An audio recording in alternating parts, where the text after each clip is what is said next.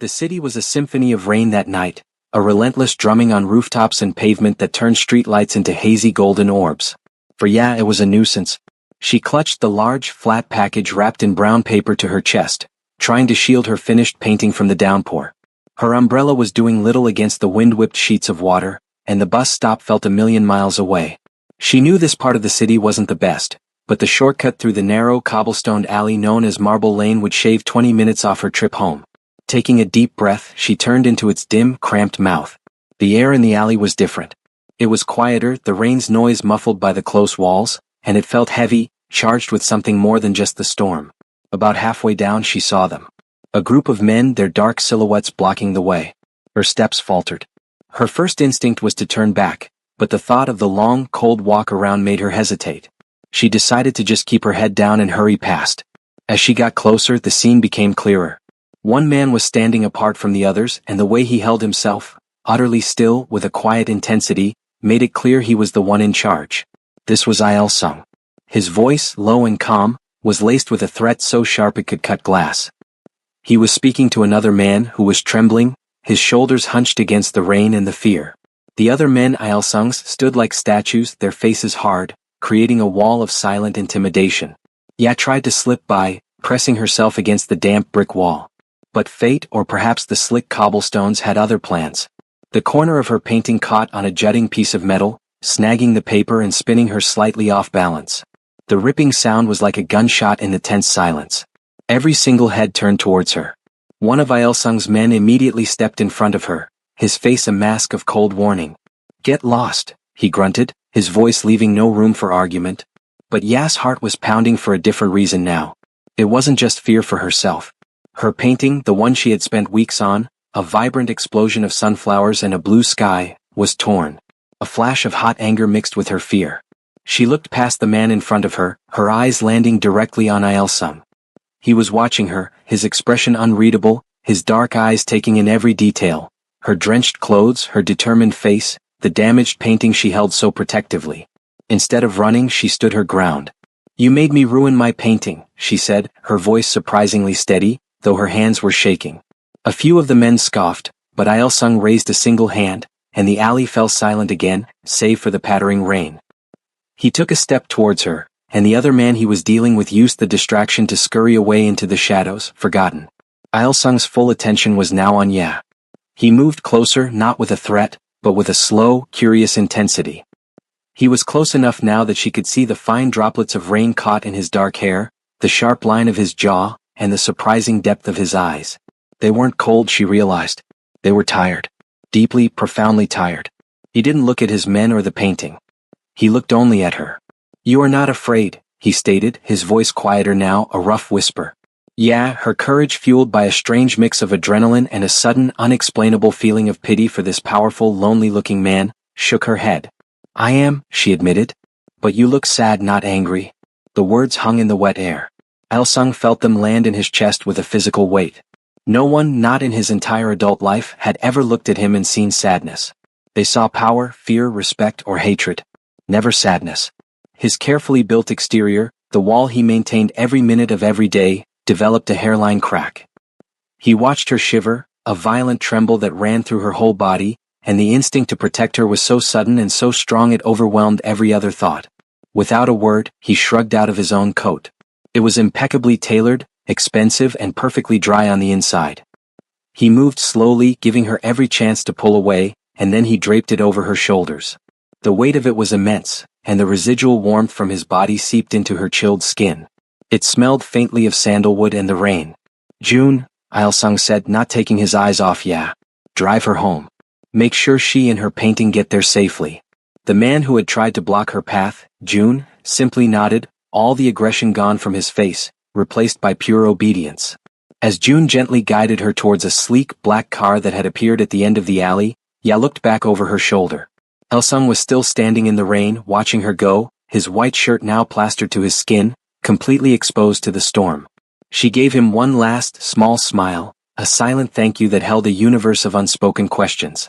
Later, in her warm, small apartment, Ya unwrapped the ruined painting. The tear went right through the center of a bright yellow sunflower.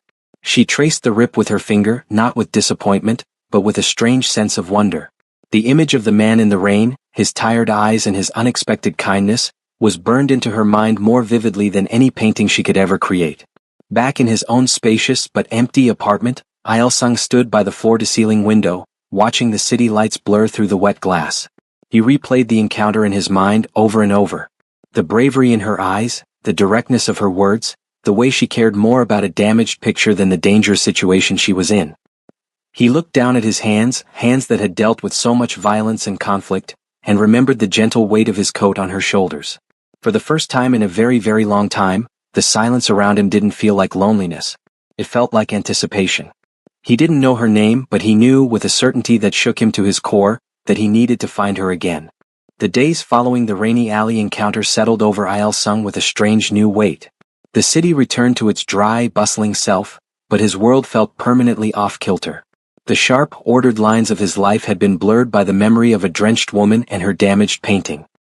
He found himself distracted during meetings, his gaze drifting towards the window, not seeing the skyline but instead seeing the determined set of her jaw as she declared him sad. It was an observation that felt less like an insult and more like a key, turning a lock deep inside him he had forgotten existed. He had to see her again. Not as the intimidating figure in an alley, but as himself or whatever was left of that person. The search was easier than he anticipated. His resources were vast, and the clue of the painting was a solid one. June, the man who had driven her home, provided the neighborhood. A few discreet inquiries about local artists led to a small, sunlit art gallery nestled on a quiet, tree-lined street. It was called The Gilded Brush. When Il-sung saw the name, a faint, almost foreign smile touched his lips. It suited her. He waited for a day when the sun was bright, choosing to wear simple, elegant clothes, a soft gray sweater and dark trousers, hoping to appear less like the man from the alley and more like a man who might simply appreciate art. Pushing the gallery door open triggered a soft chime.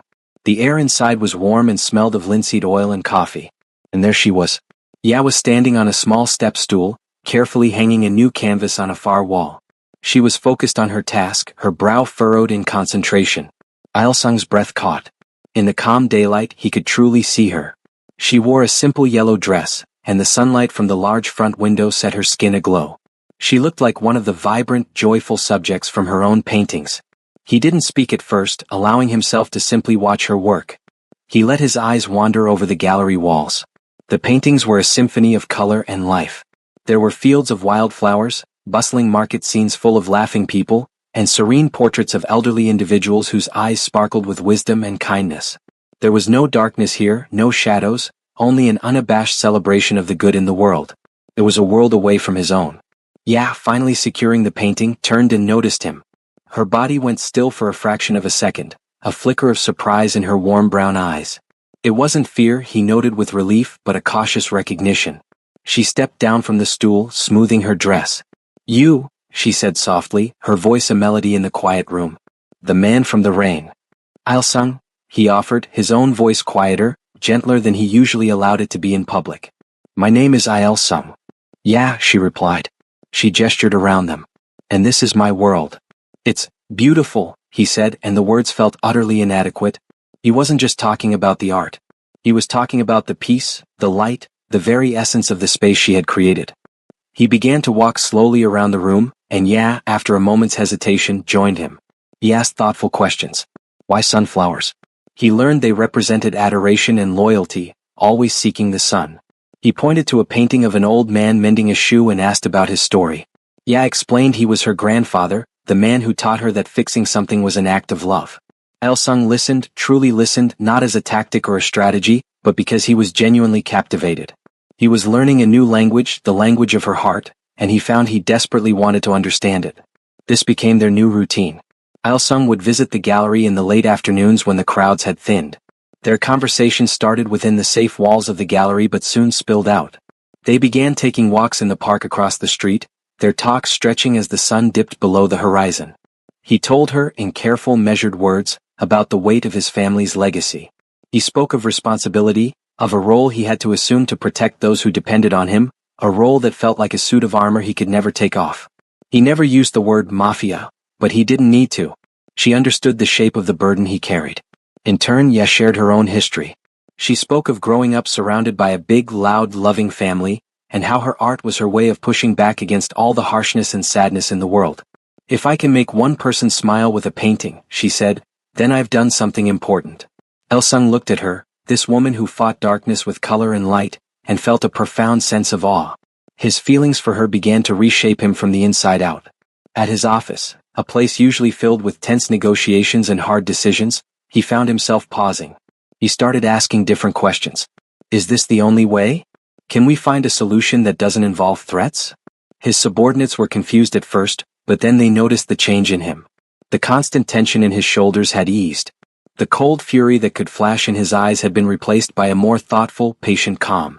He was slowly, deliberately building a new kind of strength, one worthy of her. One cool autumn evening, he walked her home after they had shared a simple dinner. The street was quiet, the only sound the rustle of dried leaves skittering across the pavement. They stopped under the soft glow of the lantern by her apartment door. The air between them was thick with unspoken words and a nervous, thrilling energy. The world seemed to have shrunk to this single point. He turned to face her, his hands shoved in his pockets to stop them from trembling. He looked at her, really looked at her, at the gentle curve of her lips, the intelligence in her eyes, the incredible strength housed in her delicate frame. "Yeah," he began, his voice a low, husky whisper. "All my life I have dealt in harsh things. Loud voices. Hard fists." He paused, gathering his courage. "Being near you, it is the quietest and most powerful thing I have ever known." He slowly, so slowly pulled one hand from his pocket. He held it out, not to grab but to offer. "Please," he whispered, the word a soft plea. "Allow me to put the tip of my finger on your hand. I just want to feel that you are real. That this is real." Ya's breath hitched. Her heart was a wild drum against her ribs.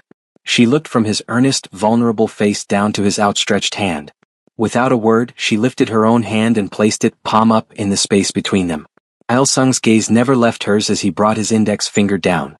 The touch was feather-light, just the very tip of his finger making contact with the center of her palm. It was not a grab, not a hold, but a connection. A tiny, precise point of contact that sent a jolt of pure, warm lightning shooting up her arm, spreading through her chest, and flooding her entire body with a heat that was both comforting and exhilarating. It was a feeling more intense than any kiss she could have imagined. It was a promise. It was reverence. He didn't move. He let the sensation ripple between them, his eyes holding hers, communicating a depth of feeling words could never capture. In that single, gentle touch, he was telling her everything. That he cherished her. That he was in awe of her. That he was hers. After a long, breathless moment, Ya curled her fingers, gently closing her hand around the tip of his finger, accepting the touch, accepting him. A single, happy tear escaped and traced a path down her cheek. Il-sung used his other hand to gently wipe it away, his thumb stroking her skin with an infinite tenderness. No more words were needed. The quiet understanding that settled between them under the soft lantern light was louder than any declaration. The wall around his heart was gone, replaced by an open door, and she had just walked right in. The peace that Il-sung had found with Ya was not a secret he could keep forever. It was a light that shone too brightly, and in his old world, light was often seen as a weakness to be exploited. The threat came from a man named Kong, a relic from Il-sung's past who viewed his newfound gentleness not as strength, but as decay. Kong believed the old ways, fear and brute force, were the only true currencies of power.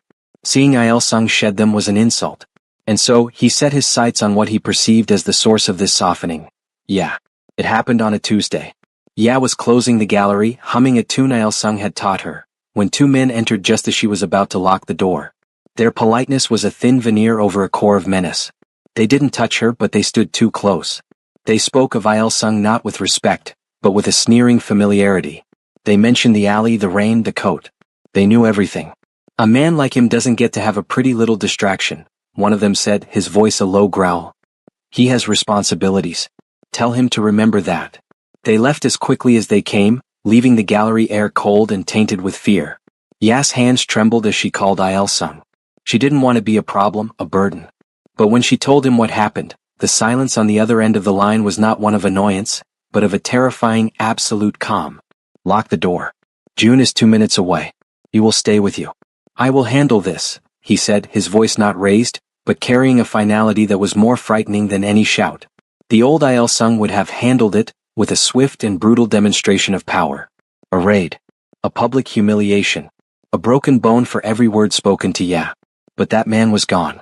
The new Il Sung, the one Ya had helped build, was smarter, more strategic. He understood that true victory wasn't in making Kang afraid, it was in making him irrelevant. Il Sung spent the entire night marshalling his new resources, not enforcers but accountants and lawyers. He used the vast intelligence network he once employed for intimidation to unearth every one of Kang's financial secrets, every shady deal, every hidden vulnerability. The next day, instead of a confrontation in a dark alley, Il Sung orchestrated a silent, bloodless coup. Kang arrived at his own headquarters to find his accounts frozen, his key business partners withdrawing after receiving anonymous, meticulously compiled dossiers on his operations, and his own lieutenants looking at him with newfound doubt. Il Sung didn't even appear in person. He sent a single simple message: "The world I protect now is built on different foundations. Touch what is mine again and I will not take your life. I will take everything that gives it meaning." It was a lesson in a new kind of power, one Kang could not comprehend or fight. The threat was neutralized not with fists, but with an undeniable, superior intellect.